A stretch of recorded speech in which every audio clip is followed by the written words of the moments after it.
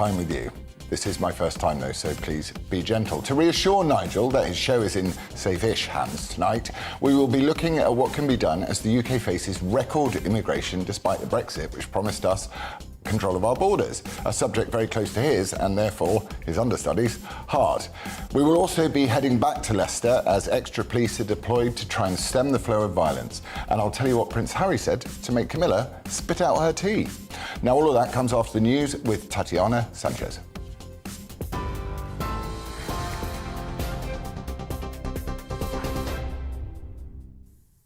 Thank you, Lawrence. Good evening. I'm Tatiana Sanchez in the GB newsroom. NATO is calling on all states to reject Russia's blatant attempt at territorial conquest. It comes as the Foreign Secretary has also described Russia's attack on Ukraine as an attack on the world. James Cleverly made the comments at the United Nations Security Council. He also called on countries to reject the charade of referenda due to be held in Russian-controlled regions, saying Putin's planning to fabricate the results to annex Ukrainian territory.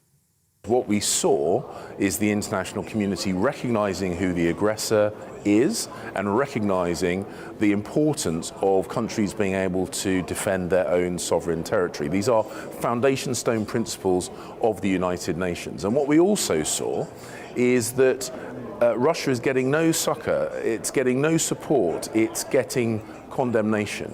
And that will have an effect, and increasingly Russian people will see through this call for mass mobilization that the invasion of Ukraine by Russia is not succeeding. The Chancellor has announced the rise in national insurance implemented under Boris Johnson will be cancelled later this year.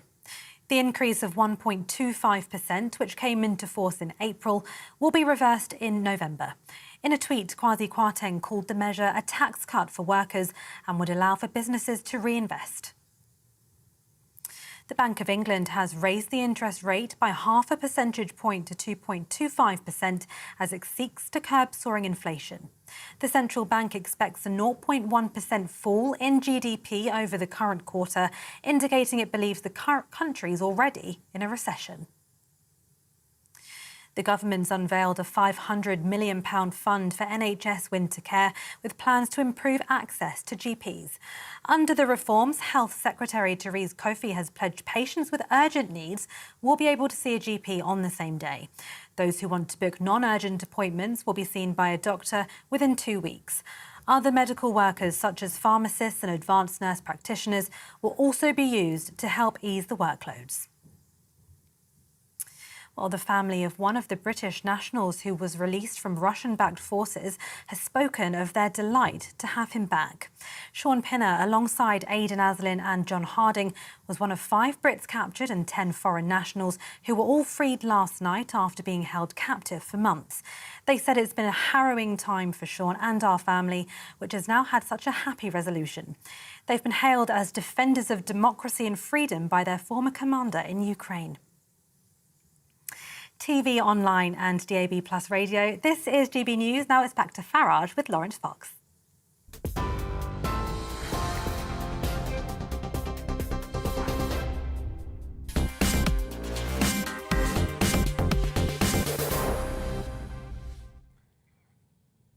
Good evening.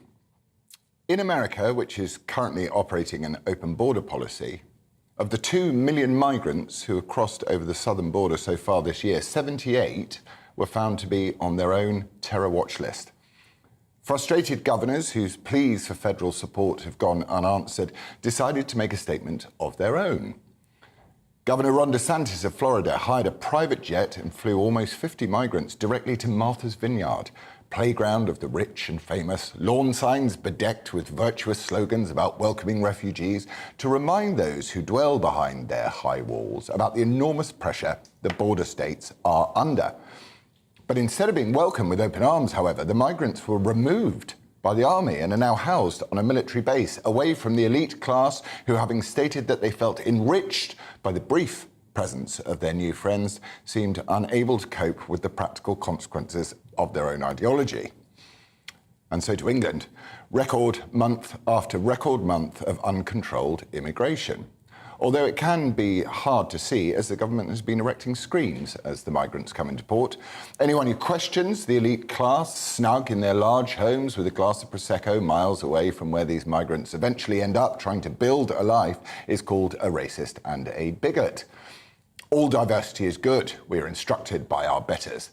That is, until fractures appear as groups of culturally self-isolating communities from different cultures and religions replay their conflicts of old in our towns and cities. Mobs have turned parts of Britain into places where families are scared to leave their houses, where religious laws unrecognisable to the Britain we so recently knew are imposed through threats of violence and death on those who happen to show the wrong cartoon in the wrong class. Rape gangs continue to run rife as the full extent of the police's failure to address this problem, again through fear of being called a racist, becomes clear. Now look, immigration is a wonderful thing and it enriches society as we learn about new cultures and we appropriate the best parts of them, but it has to be controlled and we must be able to live side by side under a shared set of values. New Brits need to be given time to assimilate with the native population and to promote harmony. We were told after Brexit that we would have control of our own borders. Tonight, we're going to look at why we don't, what we can do about it, and in regards to Leicester and other areas, how this situation might escalate or ease. First, though, government figures out today have shown more than 30,000 migrants across the Channel in small boats this year, and I'm asking you tonight, in the spirit of St. Nigel, will we ever take back control of our borders? To help me answer this question, I am joined by immigration lawyer Ivan Sampson. Ivan, how are you doing? Hi, Lawrence. Lovely to see you. Thank you. Now, look, I was trying to say, I think legal and controlled immigration is a wonderful thing and enriches society beautifully. But at the same time, we were told post-Brexit, as I said, we'd have control of our borders. What has happened? Why do we not have control of our borders at the moment? Well, first of all, we can't possibly patrol the Channel and stop people coming across to the UK. It's too vast an area. The government's tried it. They've even tried to make crossing illegal to deter people. That hasn't worked. And they've had all sorts of ridiculous ideas. There's even thought about a wave machine, Preeti Patel was... Wave machine? Yes, a wave to prevent them from getting across. So the current strategy is nothing new. It was tried by the Australian government in 2014, and the strategy was this: intercept and remove to another country, so they don't land on Australian borders. That didn't work. Governments tried that with Rwanda, but it's clear to everyone that Rwanda is not a safe country. It's got atrocious human rights records. They have a history of detaining people, arbitrary arrests and executions. So, and that's the government's own report. But isn't that the Rwanda of old? Has Rwanda not actually come as a country into one of the best truth and reconciliation positions there is possible following a mass genocide? I mean, is that... I'm not a global policy expert, but it seems to me that Rwanda is a shining example of the recovery of mankind after great horribleness. Well, that's what they'd like you to think. The documents we have to support what I'm saying is the human rights reports. The current one, the government's own current human rights report, reports of arbitrary arrest, detention, torture, execution. What they do to their own, they have a lot of refugees leaving Rwanda and going to other countries. Well, when they end up in Rwanda, they're going to end up straight in the police, in the cells, and detained and subjected to torture and violence. So why when we're promised control of our borders, why are we seeing record levels of what I think is, when I look at these boats in the Channel, I just think that it looks incredibly dangerous. And it also is, as far as I'm concerned, people trafficking and criminal. What can be done legally to stop this flow of illegal migrants? Well, look, we're members of the Refugee Convention. We have an obligation, international obligation, to accept and assess and determine asylum applications. The problem we have is that we have a number of people who are bogus claimants. So there has to be a strategy to weed out those people. Look, if you end up at Heathrow Airport with a false passport or you're claiming asylum, you will not be allowed airside. But that's it. We're not talking about Heathrow but there's the Airport. We're talking about a boat which is not seaworthy, being pushed 11 miles out into the channel by the French government, and them going, "You deal with it." So, just as a sort of punter, as I am, why are we not? Why are we allowing the French to let the people through? A perfectly safe, secular democracy. We like have an France. obligation, a treaty obligation under UNCLOS, which is the United Nations Convention on Does France have that? Laws of the Sea. Yes, they do. So why are they not They staying in choose to France? ignore it. So Why are they coming to the UK, do you think? Main reason is family. That's the main draw. So you're not going to deter people by threatening to send them to Rwanda. That's the main draw of the UK. Genuine refugees, because the British system, they see as being fair and being treated properly. Look, I had a young 13-year-old who was tried to claim asylum in France. He was put out on the streets. They wouldn't even entertain. Well, but then how long is England and Britain going to have to pay the price for this huge amount of illegal and dangerous migration? You know, we've got a crumbling health service. We're suffering from the cost of lockdown crisis. We've got an energy crisis ahead of us. We're staring into a financial abyss. Why should Great Britain foot the bill for that? But we're not. If you look at the French number of asylum seekers in France, over 100,000. Germany, over 100,000. Look at Turkey, over 1 million. We have less than 25,000 a year. That's the number of asylum seekers. The problem is, what do we do with those that are bogus? And I mentioned about the airports. We don't have such a system for our water, our sea borders. We must not allow people to actually physically touch land. So the way to do it is to, which I've written to Priti Patel, and now I will write the same to Suella Braverman, is to process these people offshore. So have offshore processing centres and weed out screen them, weed out those that are not genuine. And the problem is identity. Well, technology can deal with that. Albania, we should have an agreement with Albania that once we photograph and fingerprint people, they identify them and there'll be a system to send them back to Albania. Well, exactly. I mean, But so essentially you're promoting what Trump's policy was in America, which is to pre-check people. Yeah, so that makes sense. It's not happening. It's not happening. Okay, but we need an agreement with the French. The French will need to be on board. And we should be talking to the French, having a bilateral treaty to deal with these people. And we have to horse trade with them. They may want cash, trade deal, whatever it is they want. But we have to do it. We have to cut a deal with the French so that they're on board with any policy we have. Without the French, it will not work. Yeah, they don't seem to be particularly on side. Well, it's brilliant, and thank you for coming in and explaining it to me. Pleasure. Right. So, extra police officers are being brought into Leicester to prevent a repeat of the sectarian violence which erupted last weekend. 25 officers were injured after violence broke out between Muslim and Hindu communities on Saturday evening, when they were said to have been confronted by around 300 people. The region's police and crime commissioner says this weekend neighbouring forces are providing additional officers. Our Home and Security editor Mark White has this report. On Belgrave Road in Leicester, the scene of so much of the violence in recent days, it's peaceful now. The predominantly Hindu community is preparing for the annual Diwali festival next month. But for now, locals like Rakan Chudasama, who's run a retail business here for 20 years, is more concerned about the next few days, fearing the possibility of renewed trouble here. It's minority who is causing the problem. I mean, Hindus and Muslims, at the end of the day, we are all one. So I don't see why they should be fighting. Last weekend's violence here stretched local policing resources beyond breaking point. Senior officers had to call on mutual aid from neighbouring forces to help bring order back to the community. The area's Police and Crime Commissioner says reinforcements will be in place in the days ahead, should trouble flare again. Some of the officers are beginning to get tired, that they're needing to take rests. But the neighbouring police forces have been absolutely wonderful. They have not stinted in sending us additional officers, together with all the equipment that they need. So yeah, absolutely, there will be enough police officers out there to cope with whatever comes. The violence here between young Hindu and Muslim men flared up after a cricket match between India and Pakistan on the 28th of August. Both sides, of course, blame each other, and social media has only intensified the anger and unrest.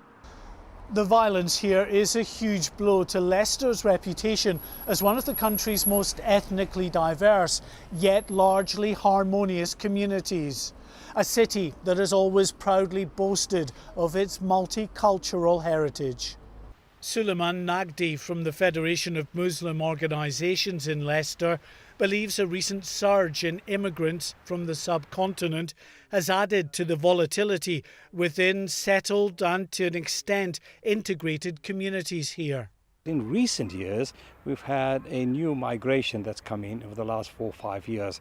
Now, I don't wish to stereotype a particular section of the community, but that community came from a different background, and therefore their understanding and the norms of British society may be different to that of mine. And I think we have not built the bridge between that community and ourselves, and hence I think the problem lies at every section of society. Despite the calls for calm, it's clear that below the surface there are those prepared to exploit ancient animosities and import the kind of interfaith intolerance that has so divided much of the Indian subcontinent. Mark White, GB News, Leicester. Joining me now is Shabman Chowdhury, former superintendent at the Metropolitan Police. Shabman, thank you for coming and talking to me. It's been a long time since we've witnessed sectarian violence in the UK. And I was wondering, are the police equipped to deal with it? And are they trained to handle this sort of conflict? Well, look, the police are always equipped to deal with any eventuality that they are faced with. Very, very difficult for police, for local communities. They will be equipped for it in terms of they will have the right officers there who are public order trained in the event of serious violence and disorder. And so, in essence, they might not necessarily have been prepared for it, but they have resources, they've had asset from across the UK, from other forces, from cross-border forces, in order to support them so that they can reduce violence and also to protect generally the public. And in your experience, is this something that do you think we're witnessing the beginning of a curve, or do you think we're witnessing the crest of a wave and it's going to lull now? Well, what I would say, Lawrence, is I think that, this started off at the cricket match.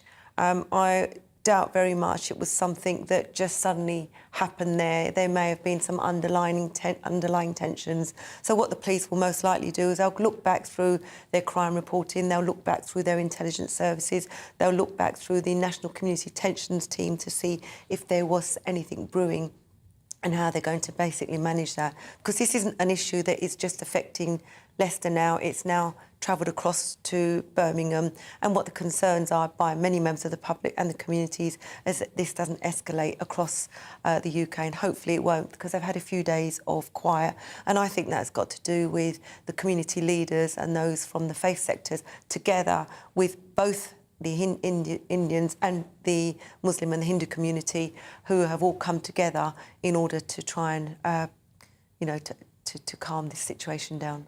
Do you think this is a symptom of something which, of a deep frustration within the whole country following the last 24 months of what's been going on? Or do you think, as you say, this has been brewing? Or do you think that people are frustrated about the quality of their lives? Do you think that morale in the police is very low following the shooting of Chris Cabba and the way the media reported that? And do you think we're witnessing a sort of a storm gathering around certain issues and people stoking tensions between different communities? And what is the community relations team? What can be done? So community leaders are coming together. What would be your advice to the people of to the police force?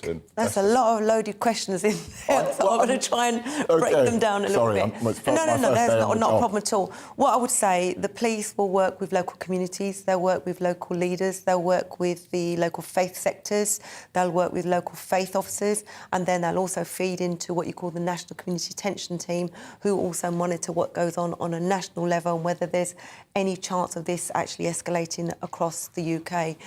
The morale in police is low. It's not because of what's happened with Chris Cabba. It's to do with a number of things. The Met Police, for example, is in special measures, as are other forces across the UK.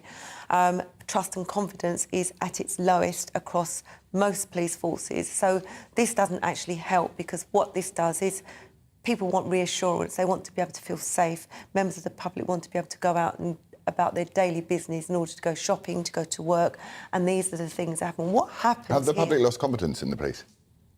I think overall the public have lost confidence in the police. Why do you think that is?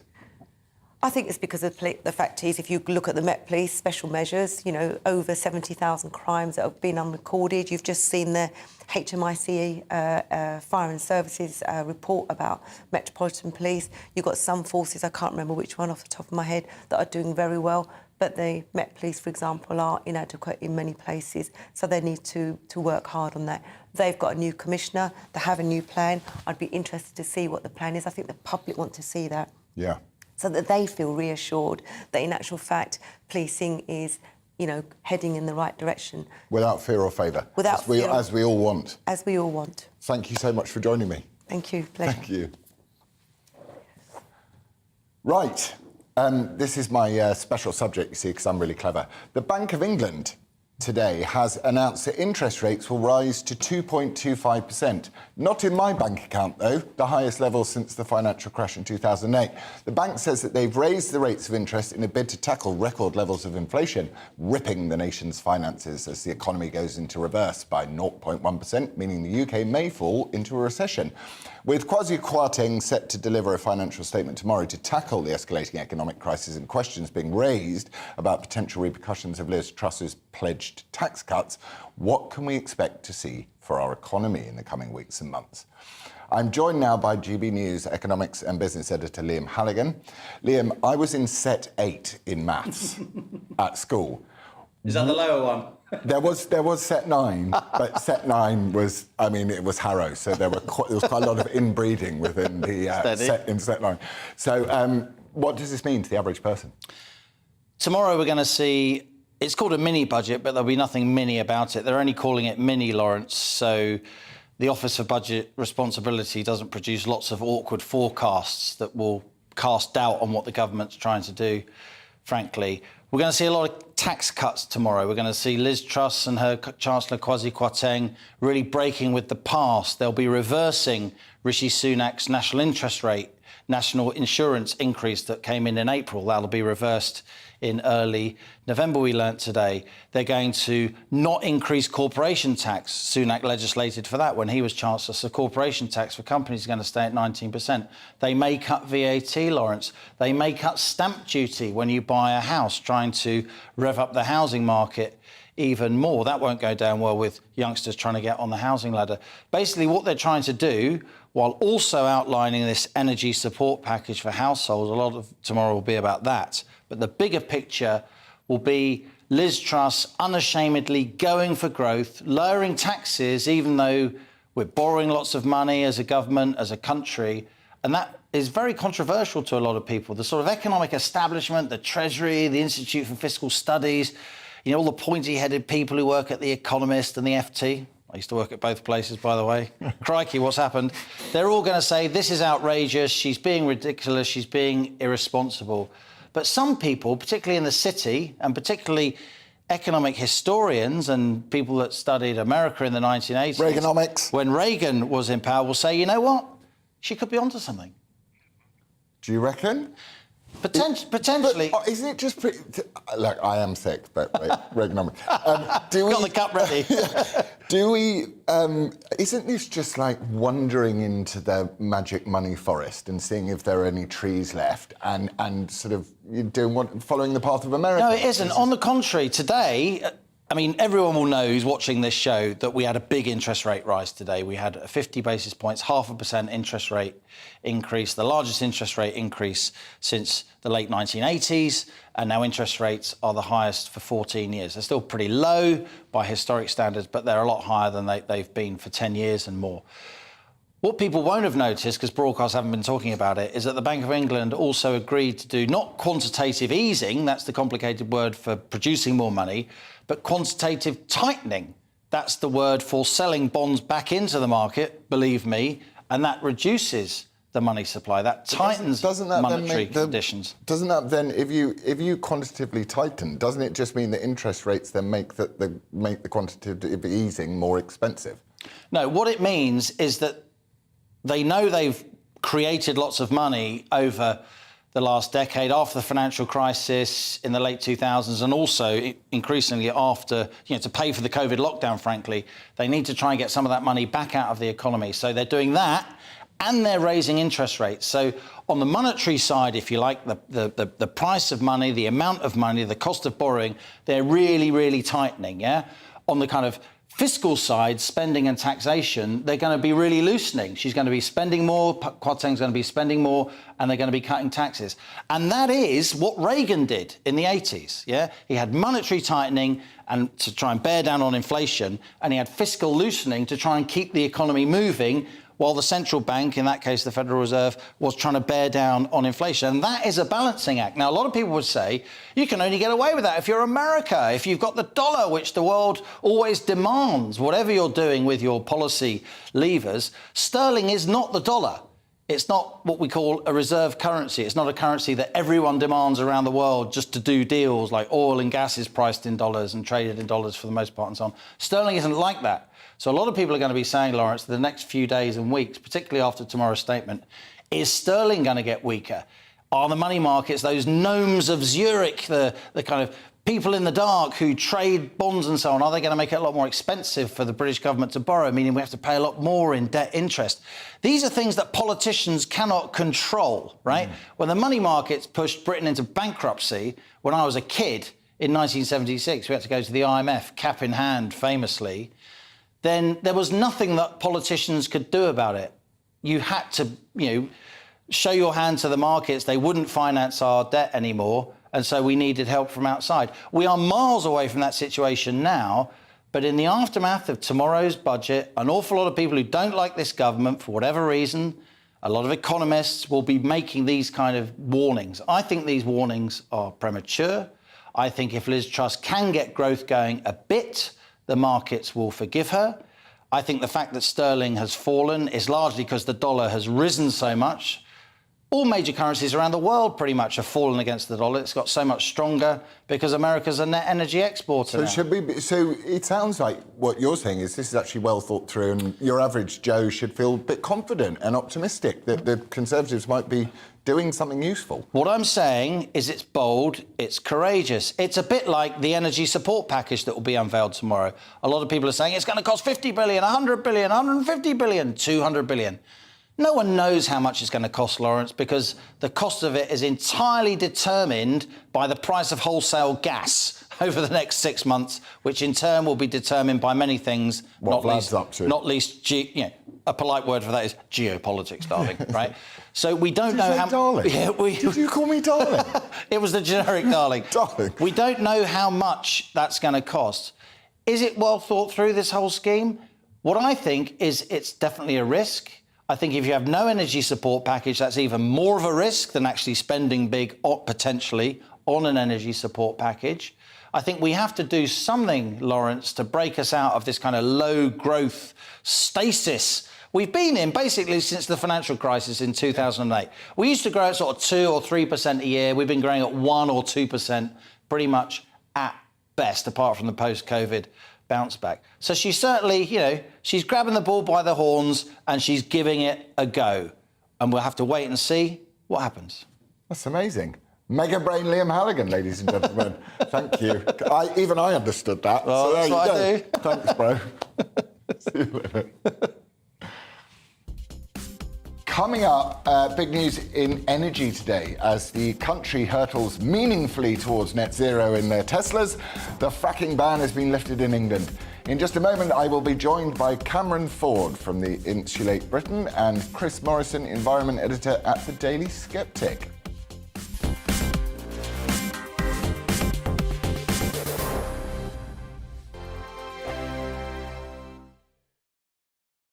We are GB News. And we'd like to say thank you to each and every one of you for helping our great nation find its voice. We're absolutely everywhere. Across England, Scotland, Wales and Northern Ireland. on TV, On radio and online. we're proud to be the People's Channel, Britain's News channel. On the Mark Steyn Show, we cover the stories a lot of people are scared even to mention. The stuff that really matters with some of the world's biggest thinkers. Now is his opportunity to kind of take the steering wheel of history. Break away from the flop at 8 o'clock on GB News with the Mark Steyn Show.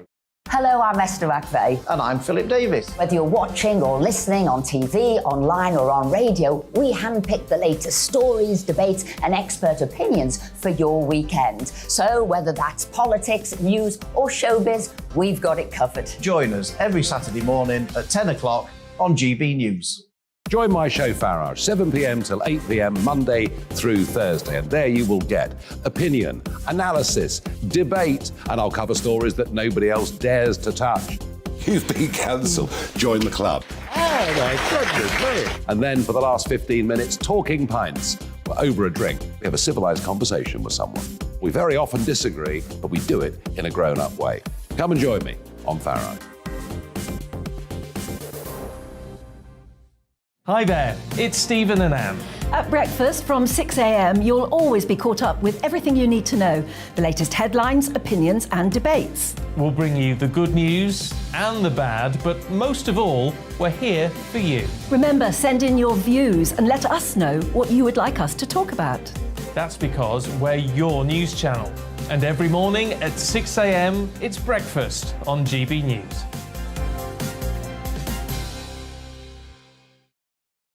It's a big week for the economy with likely interest rate rises and a raft of government announcements. On Friday, Newbie Chancellor Kwasi Kwarteng unveils a mini budget that will be anything but mini as ministers move to help millions of cash-strapped households cope with spiralling utility bills. Join us on GB News from tomorrow morning and throughout the day for all the sharpest news, views and insights into what this vital budget statement means for you and your family on GB News, Britain's news channel.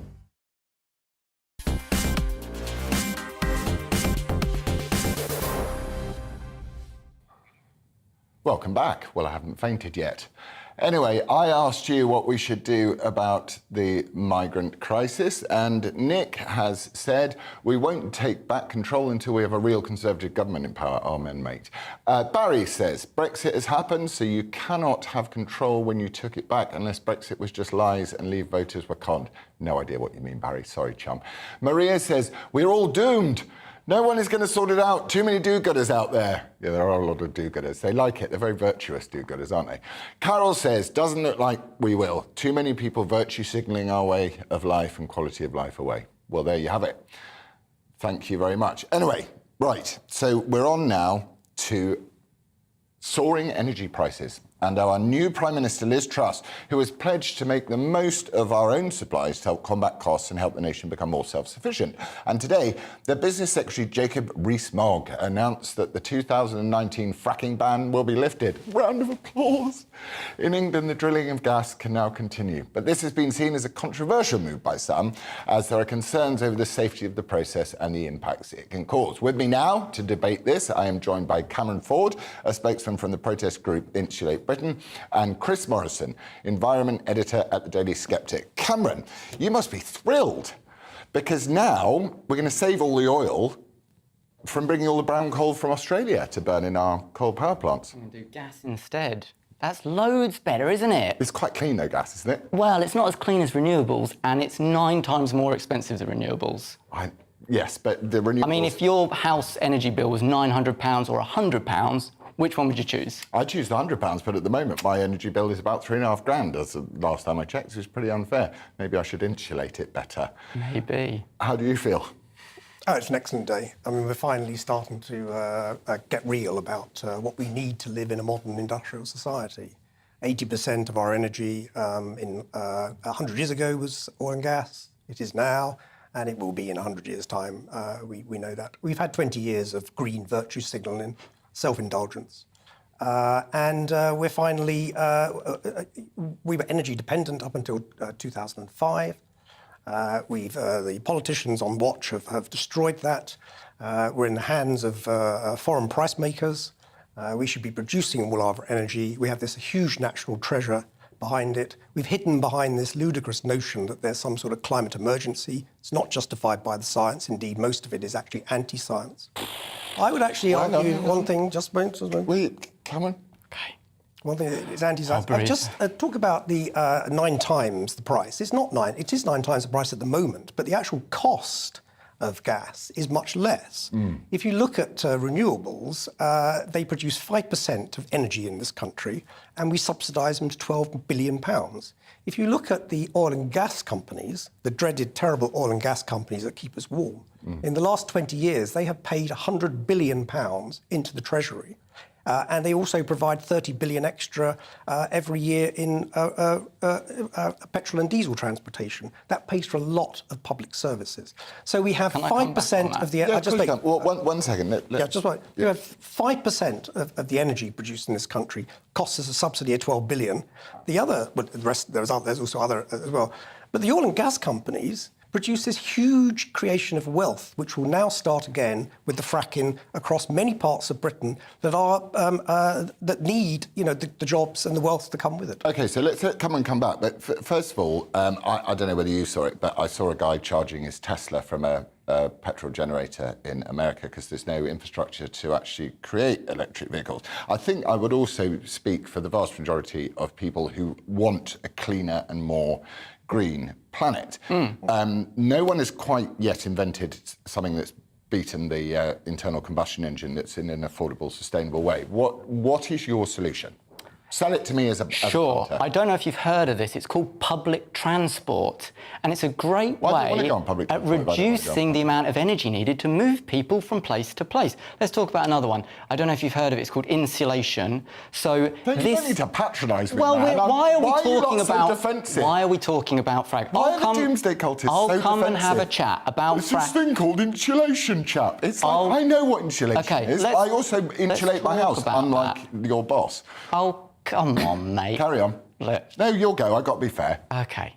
So all the conversation is about how can we change our energy source, deal with the energy source. Why don't you change your energy source and not everyone else's energy source? So what I'm suggesting... Can I finish my statement, please? What I'm suggesting is that we just use less energy. It's quite simple. We're already using less energy. We're not. We're the leakiest homes in Western Europe.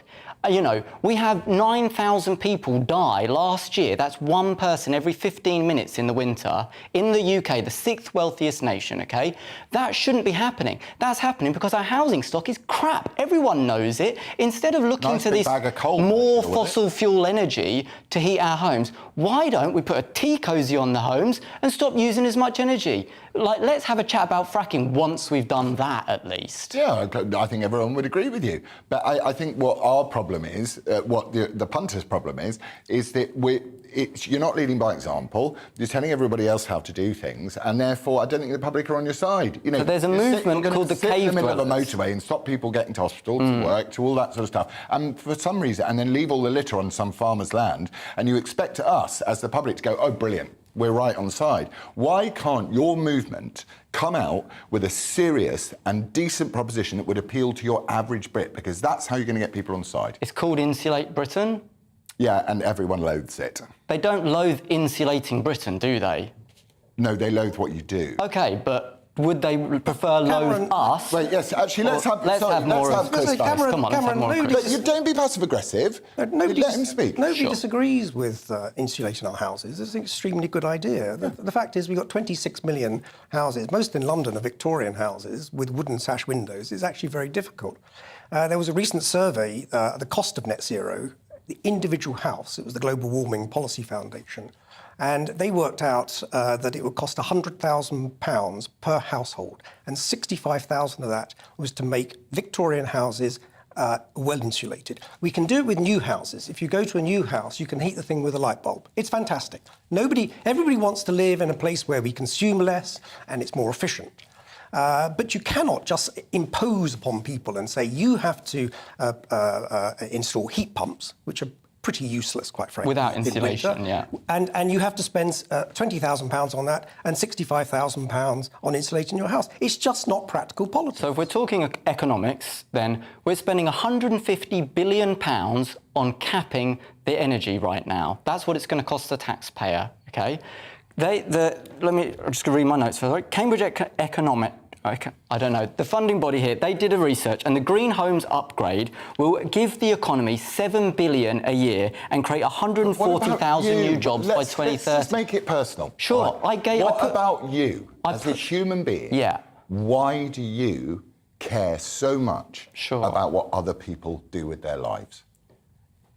Because I want to see a future on a habitable planet where people live healthy, happy lives. I care about people. That's why I'm a carpenter. But don't we all want that? But no, because if you really wanted that, then you wouldn't be talking about investing in more fossil fuels. You'd be talking about people making people's homes warmer. Or what we would do is we'd go, let's invest. I just saw a thing the other day that a guy's invented a battery that can be charged in 3 minutes and has double the life. And we are a massively progressive society. Let's teach our children to get out there and learn and become mechanics, entrepreneurs and engineers and create a cleaner world. When I went to drama school, you drove down Gower Street, there was a thick smog, that thick there. That's gone now.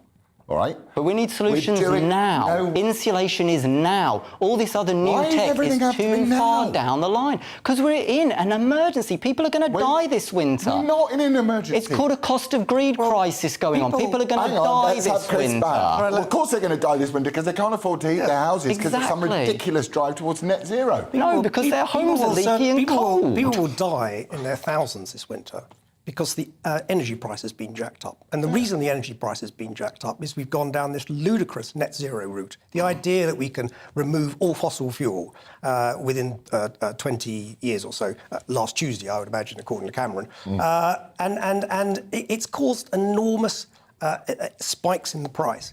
And as a result of that, more people die, 10 times more people die of the cold than they die of the heat.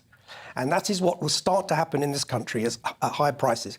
And those high prices are not due necessarily to Putin. He is a symptom.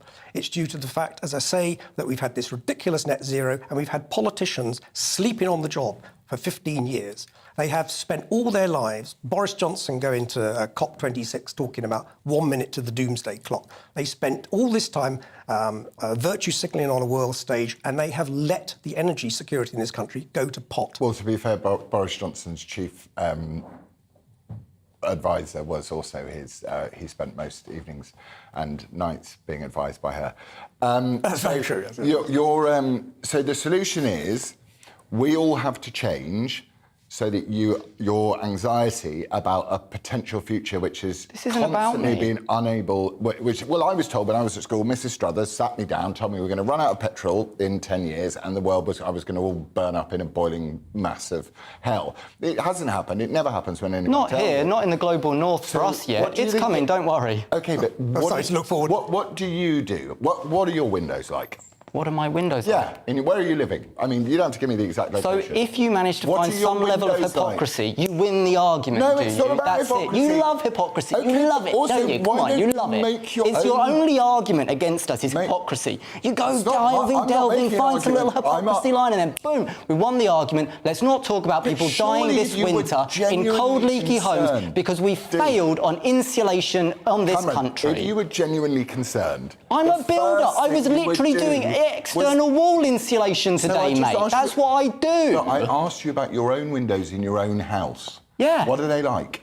What are they like? I've just airtighted them, actually. Brilliant. Great job. There we go. I'm not a hypocrite, so we can have a conversation now, shall we? I know. What I don't respond to is the sort of hectoring. I find personally, I think people find it quite difficult. So I'm encouraging, I think as we both are, we're encouraging everybody to have an honest and open debate about how we can create a cleaner, better, more progressive world. Or warmer homes. We're not talking about warmer homes. We're talking about energy. About chaos, catastrophe, I'm not talking about chaos. and death. I'm talking about warmer homes. It's very straightforward. It's very straightforward, Lawrence. My dad. I've got a hat here. I'm going to explain. You put a hat on, because we're not getting this. Put a hat on like this, and I use less energy to stay warm, whether my energy comes from eating fracked gas or renewable energy. Take the hat off, take all my clothes off, got a leaky body. I'd happily do it, just to prove the point that it's about using less energy. Then let's talk about where it comes from. I think there's that old phrase, charity starts at home, and I think so does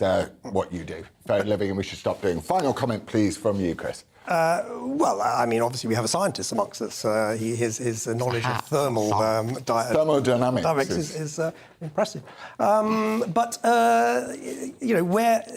one way to keep warm is not to spend all our time with this net zero project trying to destroy our sources of energy in the first place. I think that's a sort of long term, yes, we want to be efficient. We want a clean planet.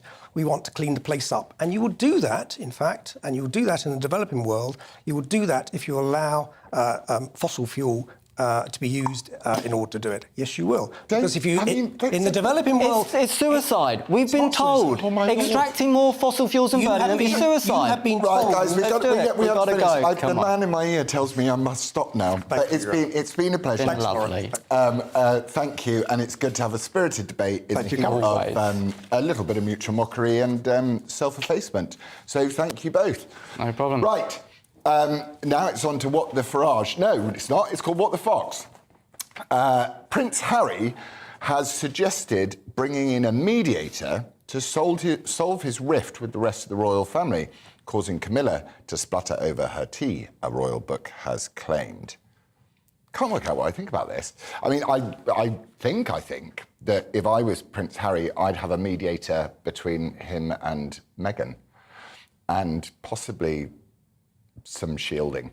But that's driven me mad. I think problems within the family should be dealt with within the family, and I think mediators should solve business problems.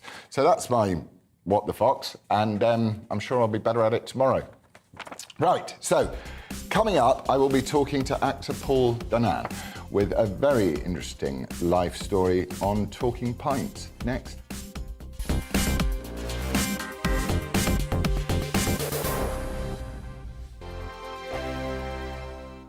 We are GB News. And we'd like to say thank you To each and every one of you. for helping our great nation find its voice. We're absolutely everywhere. Across England, Scotland, Wales and Northern Ireland. on TV, on radio and online. We're proud to be The People's Channel. Britain's News channel.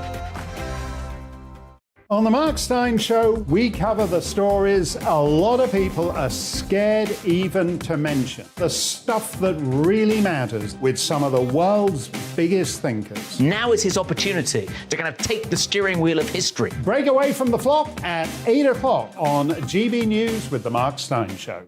Hello, I'm Esther McVeigh. And I'm Philip Davis. Whether you're watching or listening on TV, online or on radio, we handpick the latest stories, debates and expert opinions for your weekend. So whether that's politics, news or showbiz, we've got it covered. Join us every Saturday morning at 10 o'clock on GB News. Join my show Farage, 7 p.m. till 8 p.m. Monday through Thursday, and there you will get opinion, analysis, debate, and I'll cover stories that nobody else dares to touch. You've been cancelled. Join the club. Oh my goodness me. And then for the last 15 minutes, Talking Pints. We're over a drink. We have a civilised conversation with someone. We very often disagree, but we do it in a grown-up way. Come and join me on Farage. Hi there, it's Stephen and Anne. At breakfast from 6 a.m, you'll always be caught up with everything you need to know, the latest headlines, opinions and debates. We'll bring you the good news and the bad, but most of all, we're here for you. Remember, send in your views and let us know what you would like us to talk about. That's because we're your news channel. And every morning at 6 a.m, it's breakfast on GB News.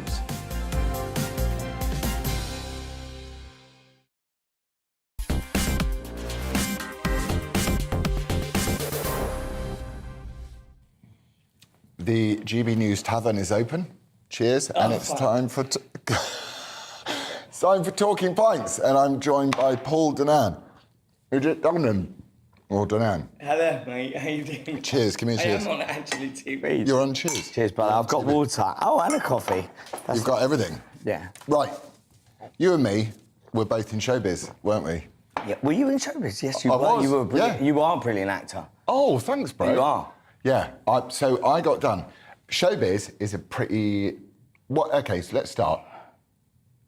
Why do you want to be in it? Why did you want to be seen by people and regarded by them? Because I suppose I like affirmation and I like to be liked. And when I believe in it, like that, I have a talent and a love, really. It's not even that I believe about...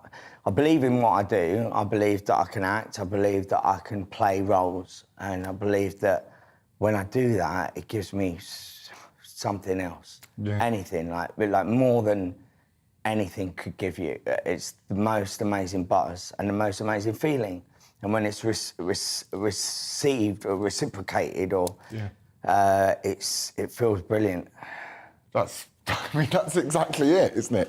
It's that feeling. Do you think there's something that, so, you were acting for a long time, you've had some... And I'll do anything for it, but you know what I mean? Yeah. But it's not for fame. It's nothing to do with fame. No, it's to do with the craft. But it's also a hit. Yeah, in a way, you stand on stage or you do a good take, or you just feel like you feel like you're channeling something that goes through into something else. I'm proud of myself, and I think what it is, it's like that realisation that I can do this, and I'm actually pretty good at it. And actually, that really felt like I was good at it. Yeah. Because sometimes I doubt myself. Yeah. Sorry. No, that's amazing. So I've exactly the same sensation when I was allowed to do it. I'm now no longer allowed to do it, which is a shame. Well, you're not allowed to act? No, they don't let me do acting. I got to do a bit of acting for a bit. Anyway, that's another story. This is about you. It's not about me. You can be in anything I produce. Or... Yeah, well, I saw your Netflix thing, so I'm ready. Yeah. Right, so you've had some difficulties. You've been through drugs and alcohol. Drugs. So you've been right the way through drugs. 17 times. Yeah, I mean, it's not... Yeah, I've been through... But I just want to get to this thing. Good. Part of our personalities as givers and receivers of affirmation is definitely going to be connected with that need for instant hit. And I tell you, I didn't go where you went particularly, but I certainly went some of the places. Yeah. So now you've been there. There's a couple of things I wanted to talk about. It seems like you're very close to getting back, and then something's kicked in. So the lockdown came, and you were, for viewers at home, I'm sorry, I'm not very good at explaining stories and stuff, but you had some issues with cocaine. And the lockdown came, and you'd been clean for how long? I've issues with me, right? Something to do with coke, it could be anything. Right. So it's addiction. It's addiction, it's a disease. I'm not comfortable, I'm at disease with myself, and my drug of choice would be to go, the biggest one, to cocaine. Yeah. But it don't start there. It starts with little things. Shopping, food, women, whatever. And it builds and it builds, and it wants to take me to the pinnacle one. And the pinnacle one ruins my life, ruins everything, my family, my friends, my work, everything.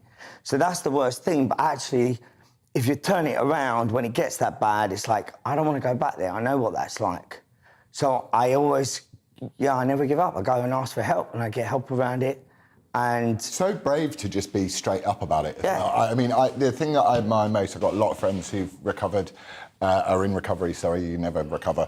But and I just admire the honesty so much. So you've taken a pretty bleep situation, and you've turned it into something positive. So what are you doing now? Right. So thank you, Lawrence. So what's happened is the superpower of ADHD basically gave me the focus of what I love and what I do, but I needed confidence for that. And I needed people to go, well, you know what, that guy that used to knock on doors and get Hollyoaks and Kate Moss adverts and things like that, where is he? I said, he's gone. Like, his drugs have ripped that away from me. But it hasn't ripped it away from you. This was, let me tell you. Yeah. So this was a couple of years ago. And I said, well, it hasn't gone, it's always there. I just need that boost. I need that confidence. And someone just believed in me.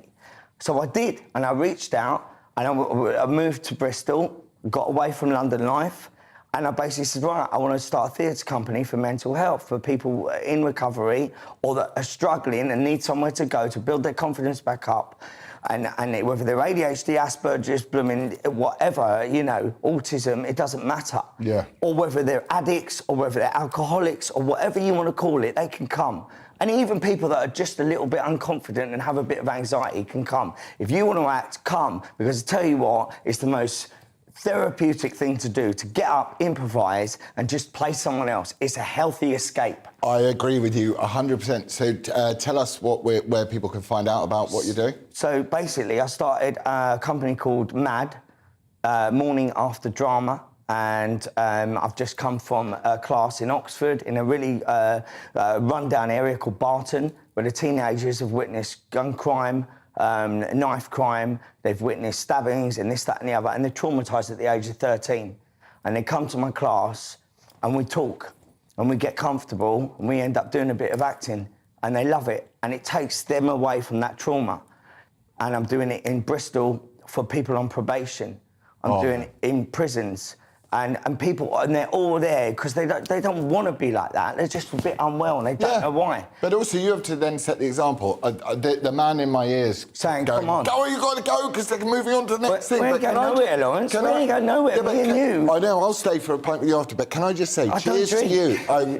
Yes, with whatever you're drinking, whatever. coffee. But no, but cheers to you because you are, what I love and inspires me the most is to see the look of commitment and determination. Yeah, I really am. I really am. So Morning After Drama. Morning After Drama. Just follow it, you know. Follow me, follow Paul Donan, and come and join us. It's for free. I'm coming. It's free. Right.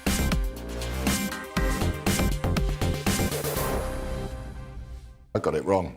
I got it wrong. Now I'm going to get it right. Coming up shortly, it's Mark Dolan. Mark, what do you have for us?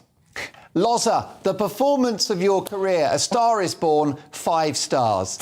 Brilliant, brilliant job. Can't wait to see you back in the hot seat soon, Lawrence. In a busy show, it's Mark Dolan in for Mark Stein, who returns on Monday. We'll speak live to the former Anglican Bishop of Rochester, Father Michael Nazir Ali, who says far from being ashamed of our past, Britain should be proud of it. He says critics of the Queen and her legacy have got it all wrong. Britain ended slavery before everyone else, and the Queen was the face of decolonisation, not the face of empire. It's controversial, and the woke-hating Britain Church of England will hate it, but hear his views shortly. We're going to preview tomorrow's mini-budget with a former senior Treasury official. And Fleet Street's longest-serving political editor. Does tomorrow's mini-budget win Liz Truss the next election?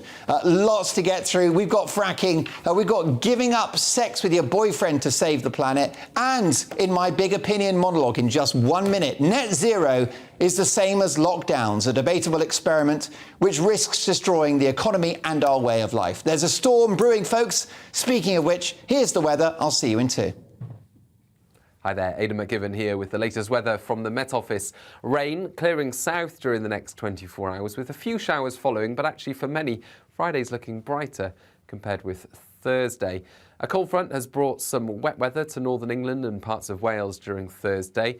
That's now making some progress southeastwards. Slow progress, but it is shifting. And as a result, clearing skies for